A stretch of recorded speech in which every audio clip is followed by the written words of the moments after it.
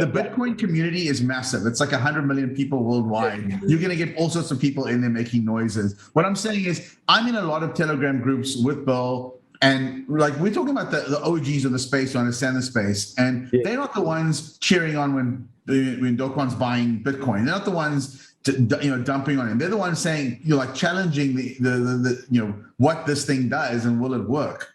And when I look for signals, I look for other smart people who've been around long enough to say this is good or bad. But the noise to signal ratio with some of these projects is scary. When you have millions of people who know nothing about the stuff buying it, I get worried. Yep.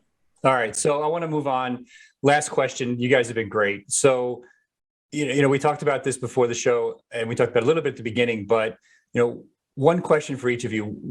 Two questions for each of you, maybe 30 to 60 second answers. What is the biggest risk to the crypto markets right now? And is there a specific catalyst that you think propels us forward? Vinny, go ahead. Oh, you're on mute, Vinny. Oh, sorry.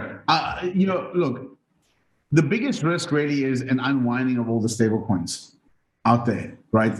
And there's a lot of them. And then maybe not all the scale of Luna. Obviously, Tether is bigger. Tether is backed, I think, sufficiently backed that there isn't a asset risk on Tether, but there is a liquidity risk on Tether. And that's the issue. And so in a run of the bank, could you get your money out? I mean, like I said, you probably need $8 or $10 billion to create a liquidity crisis in Tether. So it's probably not a significant risk. But the other coins, I'm pretty sure they were doing similar stuff to Luna on some level because they're all competing for returns. And I would be, if I was in, my advice to people here is if you're in any stable coin, other than Tether, probably, I would start migrating off to USDC or Tether. And it's better for us to concentrate the stability of those into those coins than centralized anyway. Yeah, it's centralized anyway. What difference does it make, right? And what's the catalyst in your mind that could propel us to the moon in the next 6 to 12 months? Right now, I think that we are at the behest of the Fed. I don't think we have any catalysts right now. Fair enough. Ron, biggest risk to the system today? I'm going to say the biggest risk to the system today is also the biggest opportunity for the system today.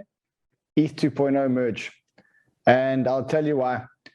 Because ETH is, we've just seen the collapse of of a $35 billion protocol, but ETH is 10 times that.